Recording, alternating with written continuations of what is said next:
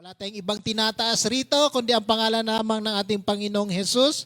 Kaya po kumuhanda na po tayo, why don't we all stand as we read yung ating text for today para pagbigay galang po sa salita ng ating Panginoong Diyos. If you have your Bibles, kindly open it sa Ephesians chapter 6 verse 10 at babasahin natin sabay-sabay para magkaroon ng impact ito. Let's read. Finally, my brethren, be strong in the Lord and in the power of His might. Purihin po ang salita ng ating Panginoon Diyos. And let's all bow down our heads in prayer. Hallelujah, Father God. We thank you, Lord. We bless you this morning, Lord God. We give you honor, Father. Salamat, Panginoong Diyos, sa isa na namang pagkataon na iyong akong ginamit, Panginoon, upang maihayag ang iyong salita ngayong umaga. I pray that, Lord God, you will speak to us, Lord, through your word, na hindi, Panginoong Diyos, yung mga aking mga gusto masabi rito, Lord God, ngunit yung will mo, Lord, para sa amin ngayong umaga, Lord God, ay maihayag sa pamamagitan ng salitang ito, Lord, na siyang nireveal mo, na aming pagulay-gulayan ngayong umaga. Lord, open our spiritual ears, open our spiritual heart, Panginoon, para maitanim ito, Lord God, sa pinakamatabang bahagi namin mga puso. Kay Lord, maraming salamat ulit. In Jesus' name we pray. Amen. So let's all be seated. And ito nga ang ating salita sa Ephesians chapter 6, verse 10. Basahin ko muli. Finally, my brethren, be strong in the Lord and in the power of His might. I believe that this is what the Lord is telling us this morning. To start the year, we need to be strong. Amen. At lalo na yung mga kapatid natin na pasimula pa lang ang taon, marami nang pinagdadaanan sa buhay. At problema kaagad yung inatupag, inarap. Di ba? Unang buwan pa lamang, umatake na kaagad ang kaaway. Grabe, Kaya, so to encourage us this morning, the title of the message na pinamagan natin, basahin natin lahat. Stronger in Christ. Amen. Stronger. Pakisabi sa katabi mo, I am stronger in Christ. Amen. Malakas kay Kristo. Matibay. Matatag. Amen. Hallelujah. And now, all we have to do is paniwalaan mo yan. Amen. Paniwalaan mo, panghawakan mo, at panindigan mo, kapatid. Because I believe that on your own, you are not strong. Amen? You are not strong as what you think. Pakiramdam mo lang yan, kapatid. Amen. Hallelujah. On your own strength, it is not enough this year. In your own strength, you will fail. Amen? That is why, don't try to be strong on your own. Hallelujah. So, doon pa lang, pwede na. O pwede na tayong umuwi, Kuya Jeff, Pero hindi, tataasan natin to. At ating himay-himayin kung bakit ba. Balikan natin yung ating text. Ang sabi rito, finally, my brethren, be strong in the Lord. In the original Greek language, be strong is to keep being empowered. Yun ang meaning niya sa original Greek. Not being strong on your own. Amen? The strength here is being empowered. May nagbibigay sa iyo ng kalakasan. It means an outside power causing you to be strong. Meaning, ito yung meaning niyan, hindi tayo humuhugot sa sarili nating lakas. There is an outside power causing us to be strong. And His name is... Mukhang wala nakakilala. And His name is... Mahina. Wala na bang ilalakas yan? Dapat proud tayo. And His name is Jesus. Yan. Hindi ito yung mga may nakita kang kapatid na pag sabi mo, be strong, Kuya Jeff. Okay ka na, be strong. Diba? Sabi mo, Ate Jem, be strong. Hindi ito. The strength to overcome, to empower, to enable, dapat kailangan mo ng strength in the Lord. Sabi nga dyan, and in the power of His might. Meaning, in Christ, I am stronger. Amen? Because in Christ, you are given strength to enable the strength to endure. Kung ano yung pinagdadaanan mo, na makayanan mo, the strength to overcome, To empower us in our weakest moments. Hindi lang moment, may S pa yan, kapatid. To empower us in our toughest moment in life. Kaya kung ano man yan, you need the power of God to be strong in the Lord. Because whether we like it or not, mga kapatid, life is not a playground. It is a battlefield. Amen.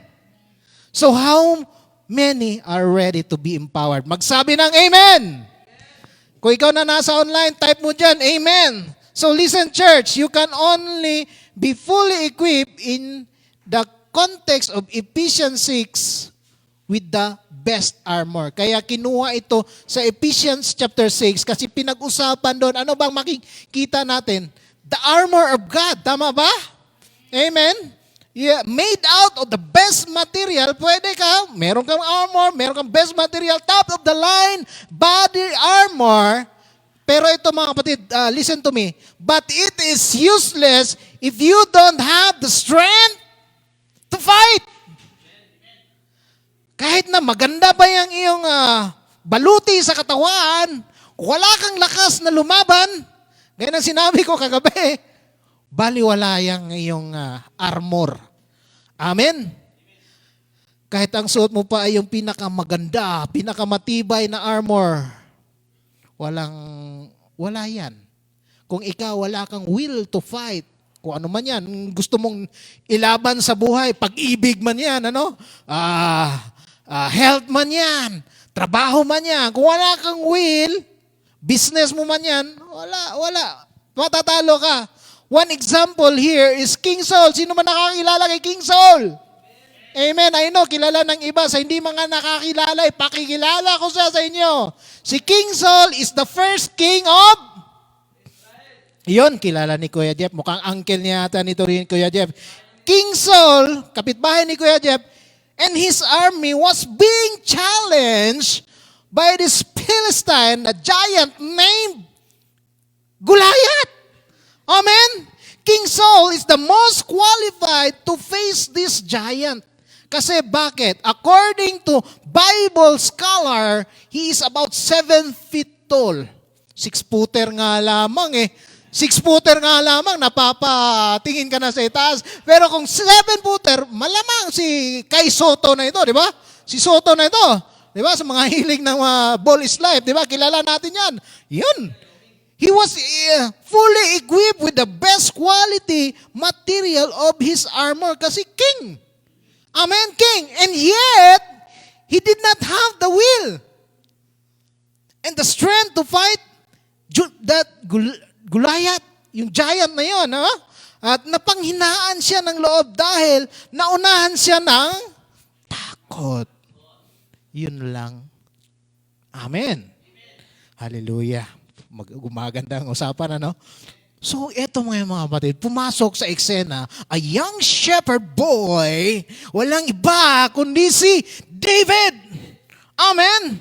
With only a sling in his hand and 5 smooth stones, he went to King Saul. Sabi niya, kung kayo takot sa higanting ito, ako hindi.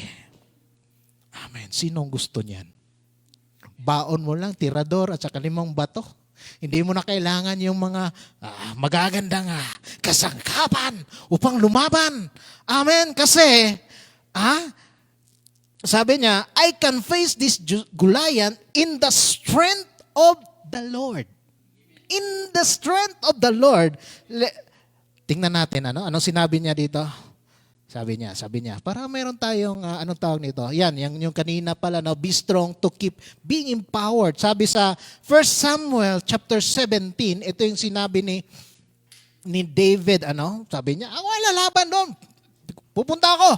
Sabi niya, basahin natin, verse 17, chapter 17 ng 1 Samuel, verse 45, unahin natin to. Anong sabi niya? David replied to the Palestine, you come to me with a sword, spear, and javelin. Grabe, Lahat na, dala na ng kaaway, yung full arsenal nila sa pag-aaway. But I come to you, anong sinasabi rito? In the name of the Lord of heaven's army. Woo, grabe, no? Grabe. The God of the armies of Israel, whom you have defied. Grabe. I came in the name of the Lord. So dapat tayo ganun din, ano? Verse 46, ituloy natin. Today the Lord will conquer you and I will kill you and cut off your head, and then I will give the dead bodies of your men to the birds and wild animals. And the whole world will know that there is a God in Israel. Grabe, no? Ang liit, shepherd boy, walang karanasan sa pandirigma. Amen? Sino ba nakakita ng pastol dito? Dito sa Middle East, marami tayong nakikita, no? Doon sa disyerto. Di ba? Isipin mo na lang, kapatid. Imagine it. David was like that. Wala siyang ibang dala, kundi lang yung kanyang pintig at saka 5 bato. Samantalang itong iyang kalaban, kumpleto. Amen? At hindi lang yon. Ito pa sinabi niya, nagbanta pa siya. Papatayin kita, puputulin kayo yung ulo. Grabe.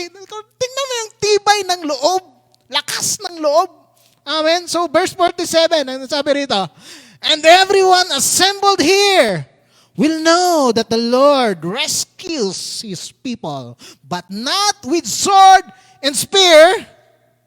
This is the Lord's battle. Woo, hallelujah. Grabe. And He will give you to us. So dapat mong maintindihan na ang laban pala sa buhay, kapatid, ay hindi mo laban. Amen. This is the Lord's battle. Laban ng Diyos. Yun ang alam ni David. Hallelujah. Amen. That's why your strength comes from the Lord. Amen. Kasi ang laban mo sa buhay ay laban ng Diyos yan. Kasi mahal ka niya. Amen? So ituloy ko muna. Mamaya na natin ituloy. Ito pa. Pinaglalaban ka niya. Amen? The battle is the Lord and not yours. That is why si David meron siyang strength. Unlike kay King Saul, equipped siya with the best armor, pero wala. Nang hina, nang lumo. Nakita pa lang yung higante. Nakita niya pa lang yung problema sa buhay.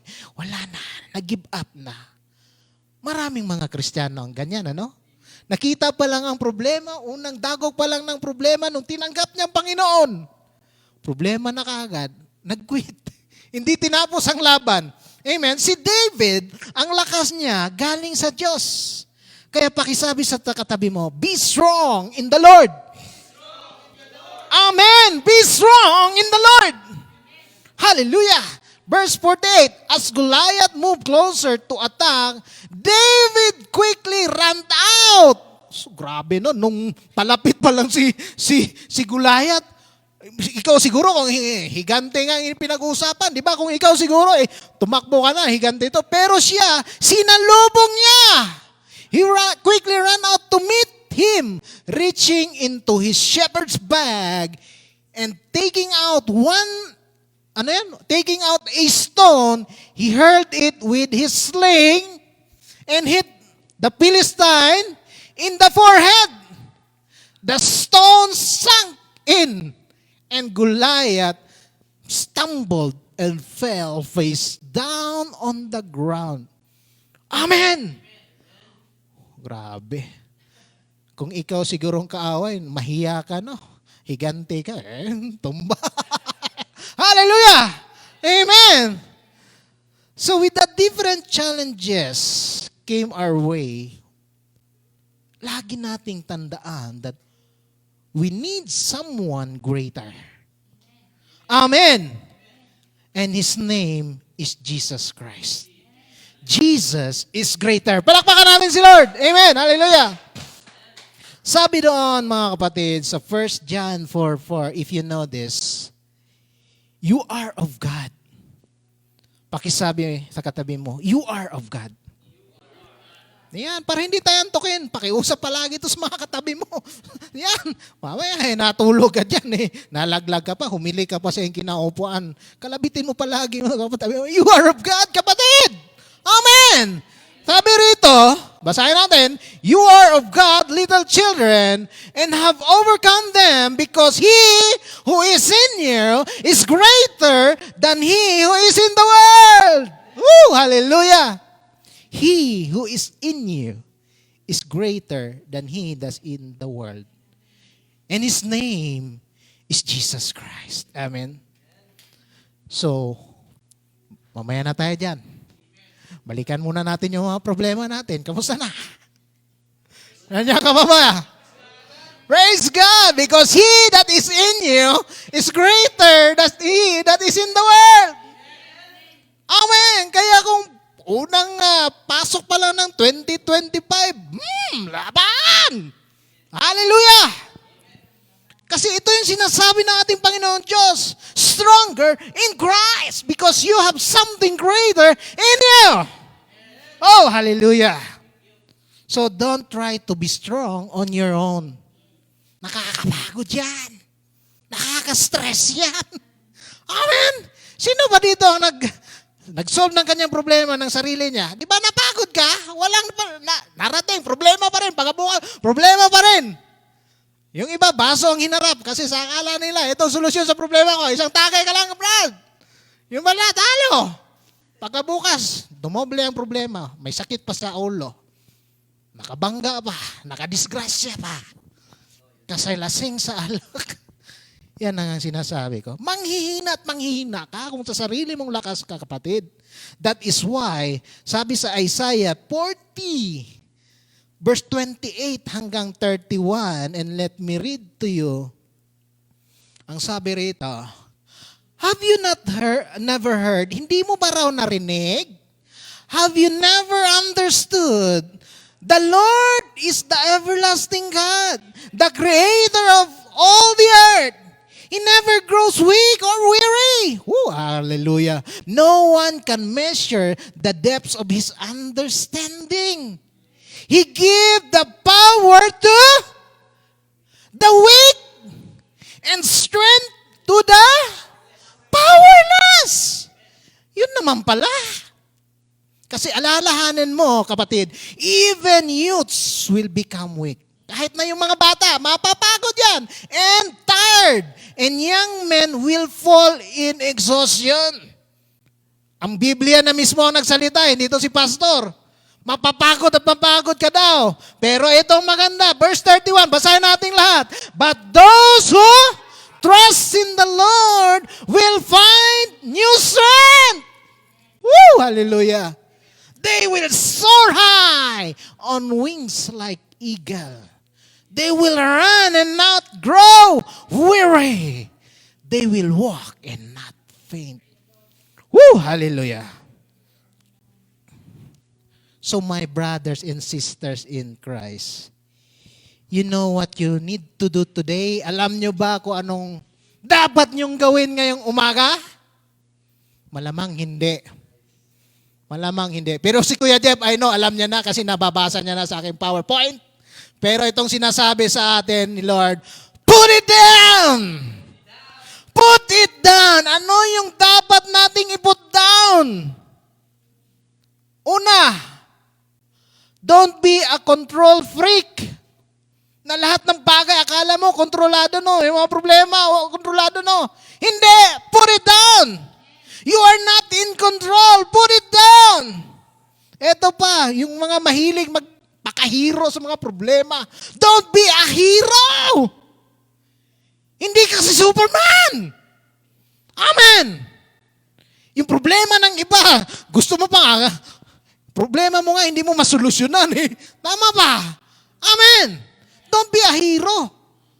Amen? Huwag mong pasanin ang mundo. Yung mga kamag-anak mo, problema nila yun. May problema ka rin iyo. Unahin mo problema mo. Amen? Put it down. Don't be addicted to worry. Put it down.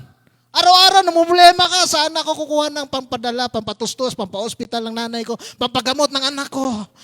pampagamot ng father-in-law ko. Amen. Gastusin dito, gastusin doon, sa harap, sa likod, sa kaliwa. Kaya, lahat-lahat na. Wala na. Kaya yung mga Indiano, maabang doon sa unahan. Ang 5'6". Amen. Put it down. Don't be addicted to worry. Nakakamatay yung worry. Amen. Pag nagkakaroon ka ng anxiety, hindi ka makatulog. Amen. Put it down. Don't overthink. Hindi pa nga natapos ang araw, bukas pinoproblema mo na kung paano ka kukuha ng panggastos dito, pang-placement ng anak mo, pang-placement mo sa susunod na kung saan ka abroad. Tama ba? Put it down. Sobrang liit ng problema, pinapalaki mo. Ang problema mo lang naman, matulog.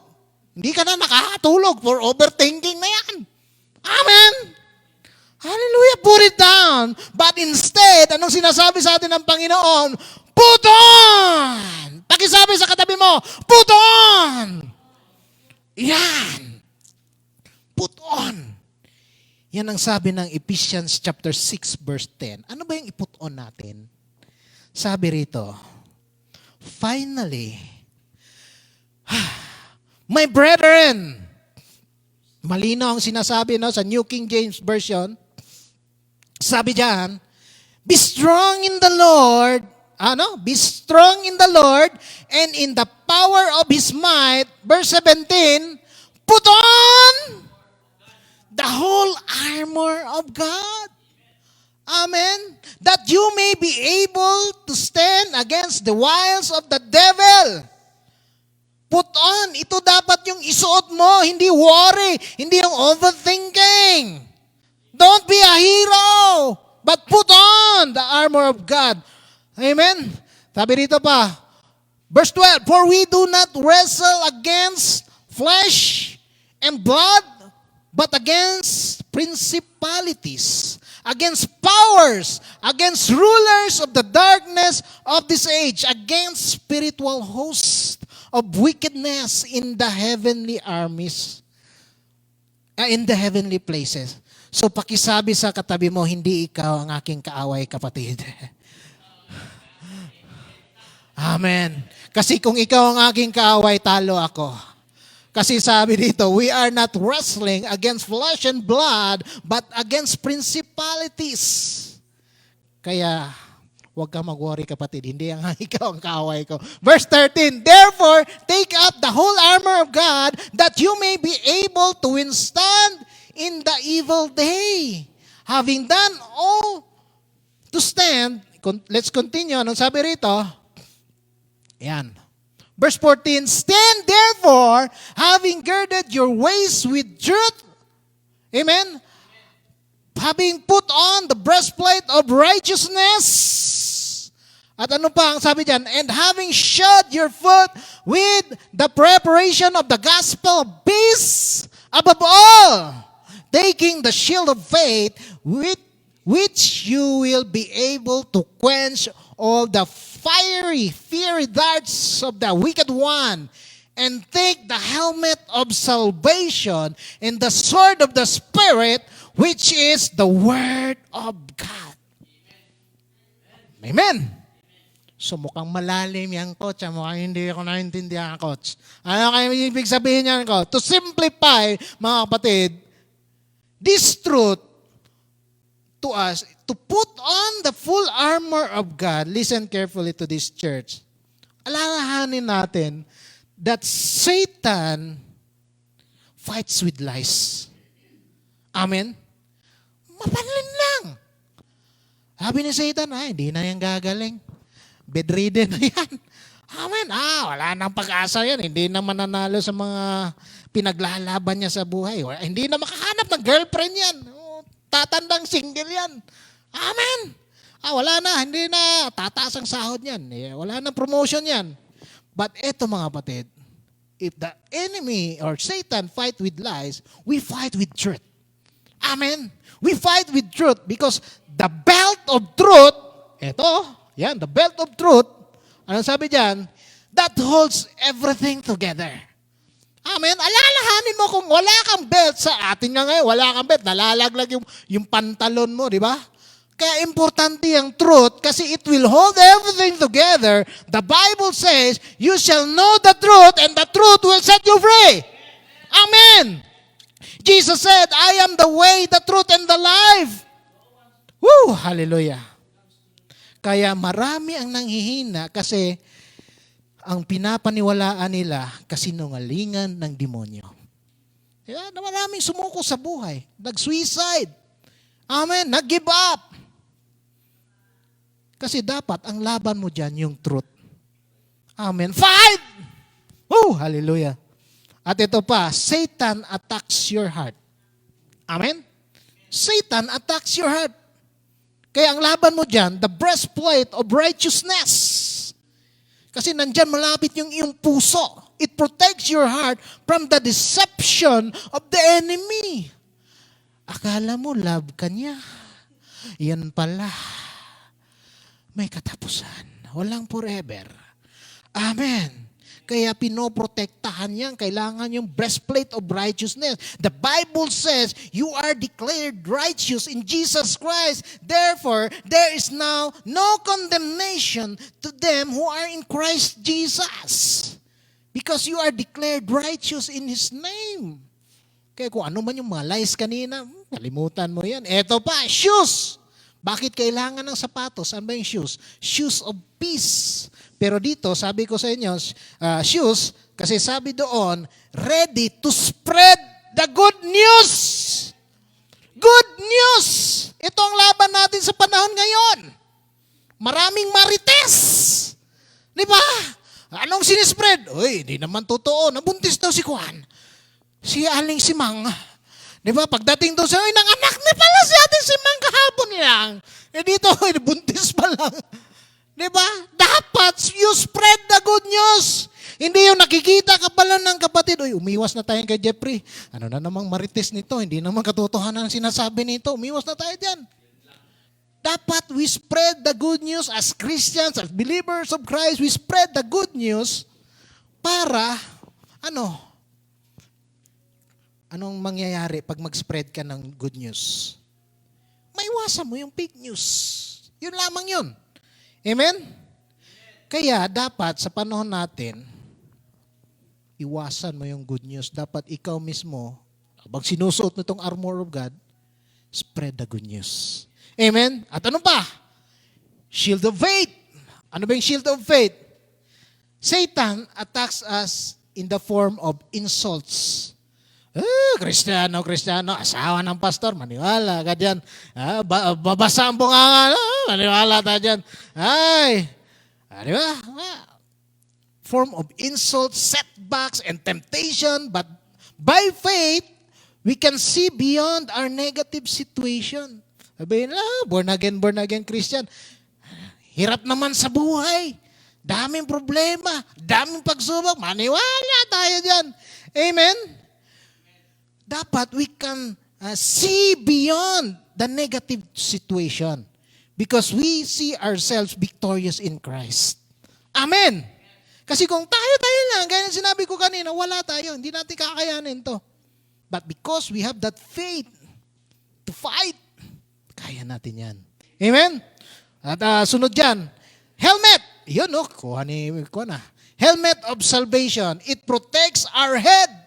It protects our minds from doubts and insecurities. Amen? Marami mga Kristiyano ngayon insecure. Amen? Pero alalahanin mo kapatid, but in Christ we are secure. In Christ you are forgiven. In Christ you are justified. You are saved. Kasi helmet of salvation, proprotektahan yung ulo mo. Kung ano man yung mga pinapasok, binobombard ng kaaway sa iyo. So, ito pa, meron pa. Ano pa? Finally, the sword of the Spirit, which is the sword of God. Kung nakikita nyo kanina, this is the only weapon that is offensive. Yung lahat na nasabi ko kanina, defensive yun. Pananggal lang natin. Diba? Kung merong mga binabato, pananggal lang. Pero itong the sword of the Spirit, ito lang yung weapon na pwede mong i-attack. Amen? Hallelujah! Yung mga sinasabi ko kanina, but the sword of the Spirit, the Bible, which is the sword of the Spirit, Ito yung the Word of God is your offensive para sa mga kaaway because God's Word, alalahanin natin, is sharper than any double-edged sword. Tumatagos mula sa yung kakasukasuhan, sa yung bone marrow. Amen? Powerful against the enemy. We dismantle the enemy's lies. Saksakin mo lang ng Word of God yan. Yung mga lies, di ba? His deceptions and demonic strategies with the living, active, and anointed revelation, wisdom, Word of God. Wala na. Talo na yung kaaway natin. Amen? Kasi sabi dito sa 2 Corinthians chapter 10, verse 4, for the weapons of our warfare are not carnal, but mighty in God for pulling down strongholds. For pulling down strongholds of lies, deceptions of the enemies. Amen.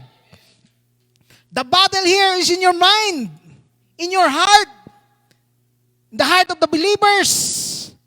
And our weapon is truth, mga katotohanan, righteousness, good news, faith, salvation, and the Word of God. Woo! Kaya pakisabi sa katabi mo, laban lang! Laban! Sugod! Hallelujah! Laban lang! The battle is not yours. Amen, kapatid. That is why be strong in the Lord. Huwag mong gayahin si Paul. Palakpakan natin si Lord. Amen. Kasi si Paul fully equipped. Napanghinaan ng loob. Walang nangyari. Sayang yung kanyang armor of God. Amen. Kaya this is to encourage everyone, ng mga Christians dyan. Be strong in the Lord. Be like David. With just a sling and 5 stones in his hand. Hinarap niya. Hindi niya sinarile yung kanyang lakas. Amen? Hinarap niya ang kanyang higante. Ang lakas ng Diyos. Kaya ikaw, harapin mo rin yung iyong higante. Amen? Harapin mo yung iyong higante sa lakas ng Diyos. Kasi ano ba ang promise ni Lord sa atin? Ano ba ang promise niya dito? Sabi niya sa atin, ito yung promise niya. Kanina niya pa sinasabi sa atin. Sabi doon, in Christ, you are stronger.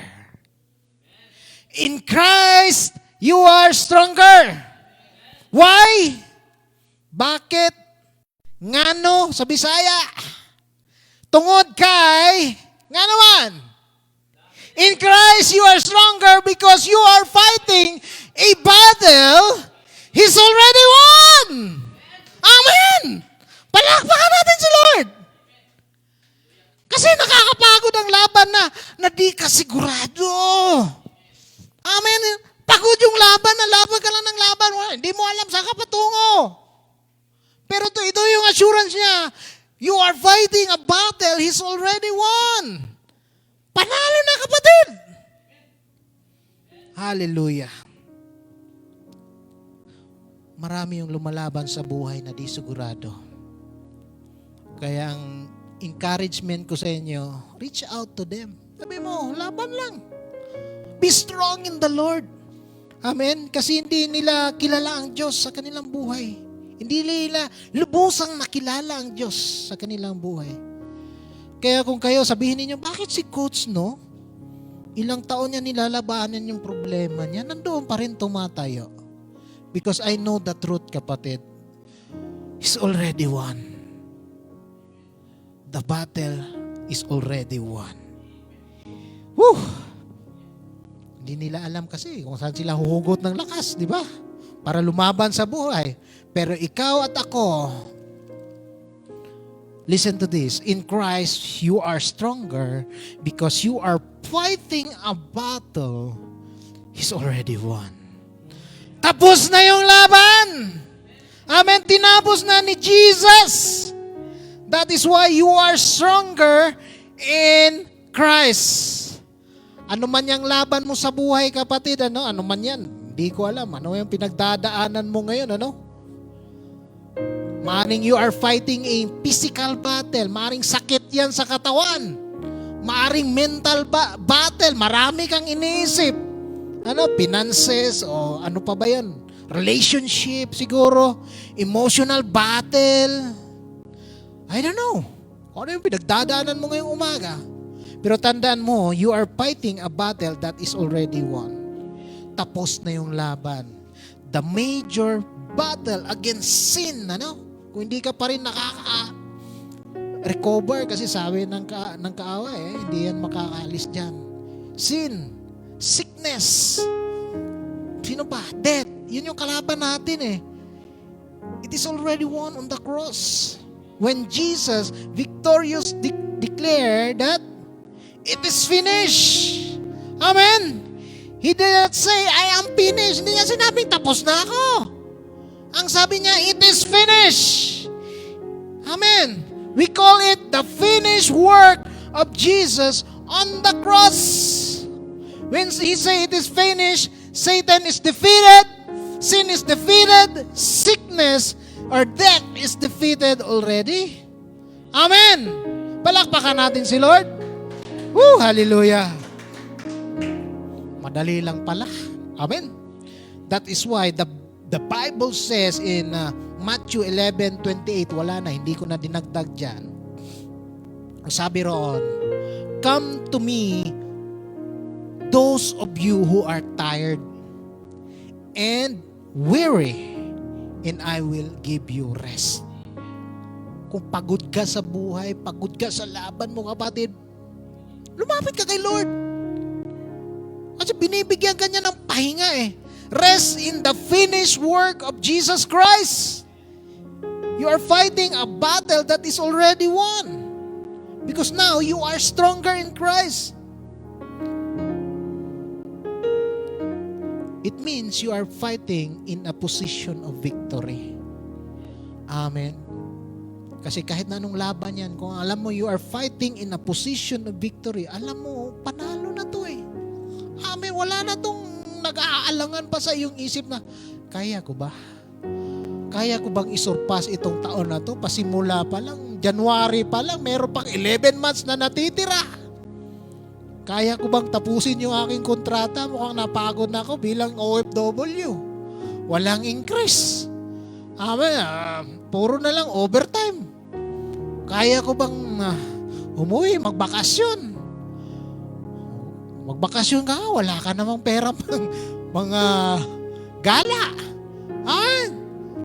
Hallelujah. Kaya ko bang gumaning sa kasakitan na ito? Kung ano may mga kasakitan na nandyan na nararanasan mo sa katawan.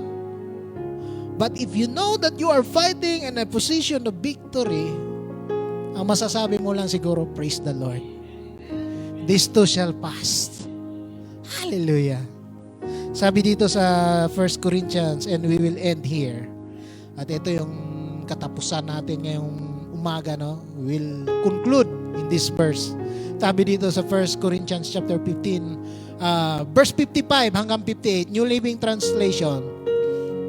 Ang sabi riyan, O death, where is your victory? O death, where is your sting? For sin is the sting that results in death. Diba? Kung buhay tayo sa kasalanan, we are dead. And the law gives sin its power. But thank God! But thank God! Ano sabi dyan? But thank God, He gives us victory over sin and death through our Lord Jesus Christ. Sino ba dito yung pagod sa trabaho? Yung napagod ka, ipalagay mo na lang, Ramadan season, yung mainit ang panahon, lalo na sa mga kapatid na natin na nasa field. Diba? Ang init! After a long day of work, binigyan ka ng tubig, palamig ka muna. Anong masasabi mo? Ay, salamat! Na lumamig din yung aking, kanina pa ako uhaw na uhaw! Ito yung sinasabi sa atin mga kapatid. But thank God! He gives us victory over power and death through our Lord Jesus Christ. Yung pagod na pagod ka na, hindi mo na alam sa kapatotoo. Amen? So, eto na, pakisabi sa katabi mo, so my brothers and sisters, be strong and immovable. Always work enthusiastically for the Lord, for you know, that nothing you do for the Lord is ever useless. Woo! Yun naman pala eh. Walang ginagawa tayo na hindi useless sa harap ng ating Panginoon. Ang lahat ng ginagawa natin ay para sa pagpapala ng ating Panginoong Diyos. Amen! Oh, hallelujah!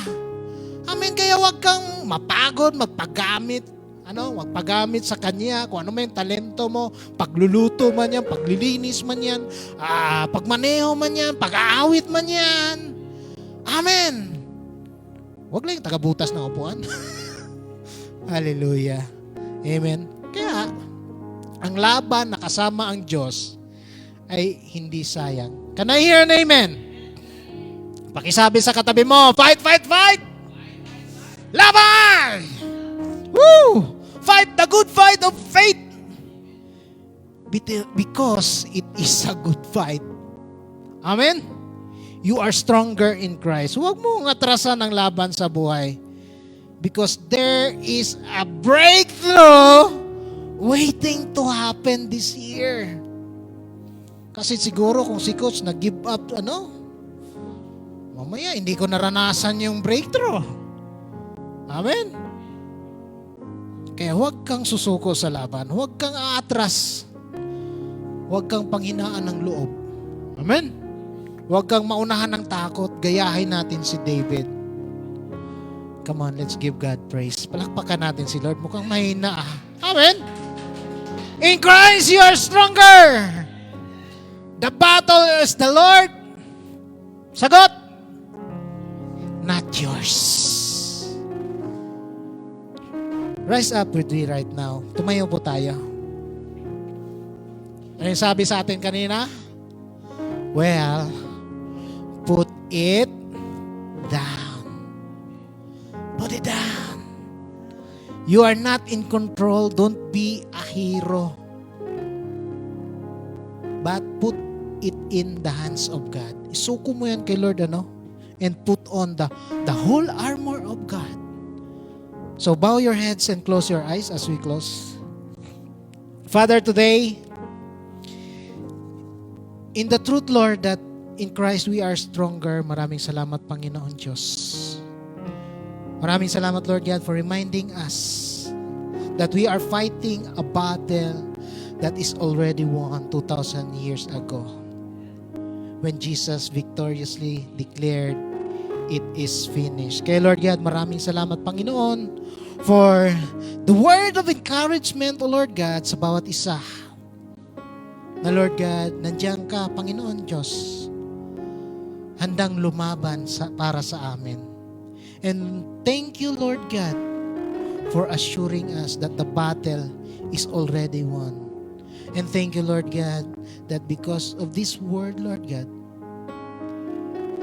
maging matibay ulit kami, Lord God. Hindi kami mapanghinaan ng loob, Lord, kagaya kay King Saul. Lord, I pray sa mga nandito, sa mga nasa online, Lord God, yung mga friends namin online, that, Lord God, nawa, Panginoon Diyos, your word gives them encouragement today to be stronger in Christ. Kung ano may mga pinagdadaanan nila sa buhay, Lord, maaring relationship man yan, Lord God, businesses man yan, Lord God, work-related man yan, Lord, emotional man yan, Lord God, mental, spiritual battle, Lord God, or physical battle, kung ano mga kasakitan na yan, Lord, we know that the battle is already won. The battle is yours, Lord God, not ours. We are surrendering it to you, Lord God. Because you said in your word, kanina, to Matthew, if any of you who are tired and are weak and are heavy laden, come to me. So right now, Lord God, we are coming to you, Lord God, surrendering all of these battles, Lord God, to you. In the name of Jesus Christ, that, Lord God, let your will be done on us, O Lord. Kaya maraming salamat ulit, Panginoon Diyos, for speaking us today, Lord God. Nawa, Panginoon Diyos, baon-baonin namin ito, Lord God, sa aming pag-uwi na may kasayahan at kagalakan sa aming mga puso, Lord God. Because only, Lord, you alone, Lord God, can do all things, Lord God, and not our own strength, O Lord God. Hallelujah. Kay Lord, maraming salamat ulit sa lahat, Lord God, na nandito at sa mga nasa online, Lord, na nakinig na yung salita. Nawa, Panginoon, you continue to bless them, Lord. Bless each and every one of us, Lord God, as we part ways this morning, Lord God. Kay Lord, we thank you, we honor you, Lord God. We give you the highest praise and adoration. In the mighty name of Jesus Christ, we pray. And all the saints will say, Amen, Amen. Praise God. God bless people.